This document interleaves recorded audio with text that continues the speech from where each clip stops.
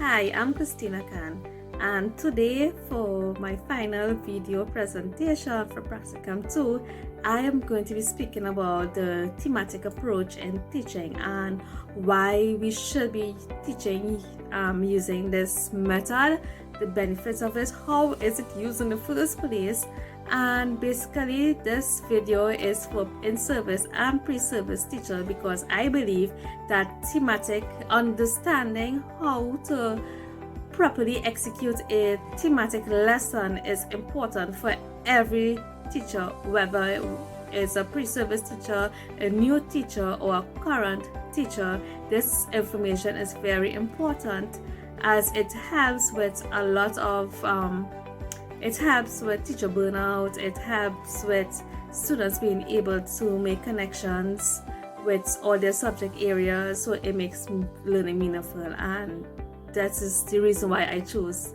the thematic approach as my video presentation. When I think about learning and how students learn, I hate to think that we are still learning in isolation, meaning that when I was at my primary school level, in my primary school journey, I would have been taught in a very traditional way, where every day there are particular times that you have particular subjects. So the day was very fragmented and you would visit a lot of subject areas, but in isolation, meaning that we are doing mathematics, we are only doing mathematics. When we are doing social studies, we are only doing social studies. When we are doing creative writing, we are only doing creative writing. Now, the thematic approach is completely different, yet it is even more effective. So what the thematic approach is you have a theme, obviously. Now, this theme can be anything that brings meaning to the student's life, an overarching theme, and this theme is used to manipulate the subject areas to connect to each other to bring a more meaningful way of teaching and a more meaningful way of learning. Now, Lev Vygotsky and John Dewey, they all had a concept of how students learn, and one of their main thing was that students learn best through experiences and constructing their own knowledge. So when they are actively involved in their learning process, they learn best. The thematic approach is such a versatile way of teaching that it allows students to be a part of their learning. It allows them to experience what they are learning. It allows them to apply the skills of the various subject areas they're getting to actually do a real application, to see how these skills that they're learning is good, to see how it is relevant to their lives. That is what thematic learning is. That is the thematic approach. That is the goal of thematic learning, to get students excited for learning and for learning to be meaningful.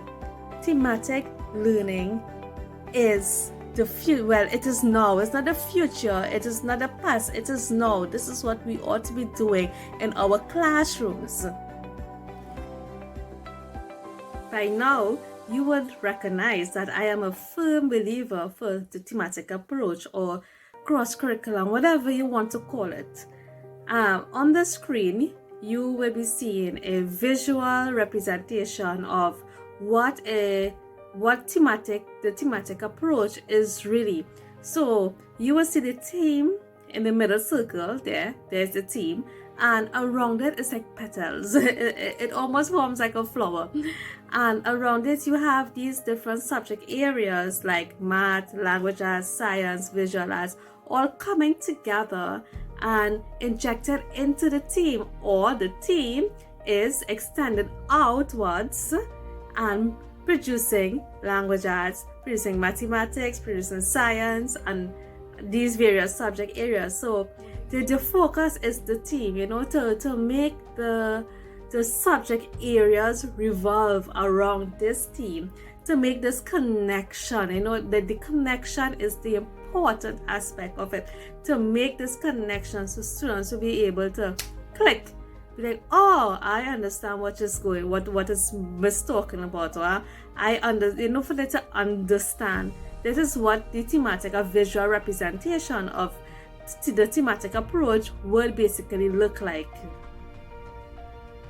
In the academic year of 2013-2014, the Ministry of Education mandated that teachers now use a new, this time it was new to our education system, the new thematic approach for the execution of the curriculum. They did a number of workshops to get teachers ready and capable to deliver the content using the thematic approach. The Ministry of Education, they also produce a list of themes, so a list of overarching themes. So you can use the overarching themes to create a sub-theme, which is then used to create your lessons. So you have a major theme, you create your sub-theme, so it's a top-down approach. It comes from the big picture, a smaller picture, and your execution, however you choose to execute this theme. So they created a list of overarching themes that would help teachers or guide teachers in their execution of the curriculum. So for first year through standard 5, I think first year they had me and my world. Second year, my sense of belonging. Standard 1 was my country, people and culture, Trinidad and Tobago. The next one was my country, the environment of Trinidad and Tobago. Then our region, our Caribbean, a world of change, and the last one was becoming a global citizen. So these are the themes of which the Ministry of Education provided for first year through standard 5. And now these themes, as I said previously, is used as a guide for teachers to use to create their lessons and sub-themes.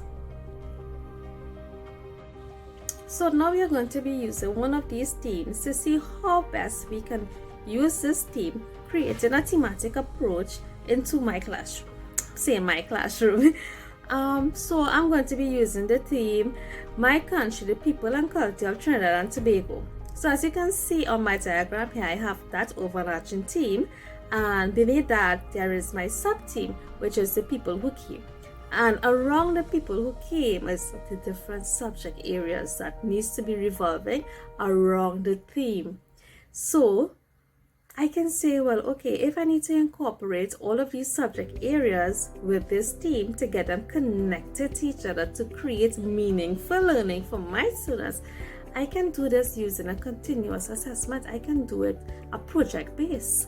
So I have a class of 20 students. I can say, okay, we're going to have 4 groups of 5 members per group, where each group is assigned a specific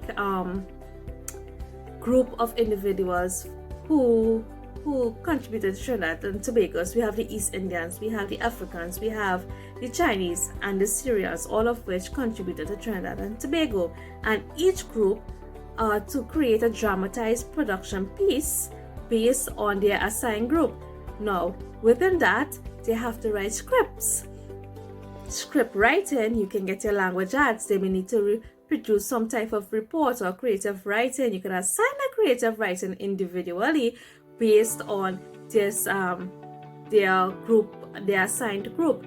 We can do in the production itself. You have your drama, so you have your arts, your music.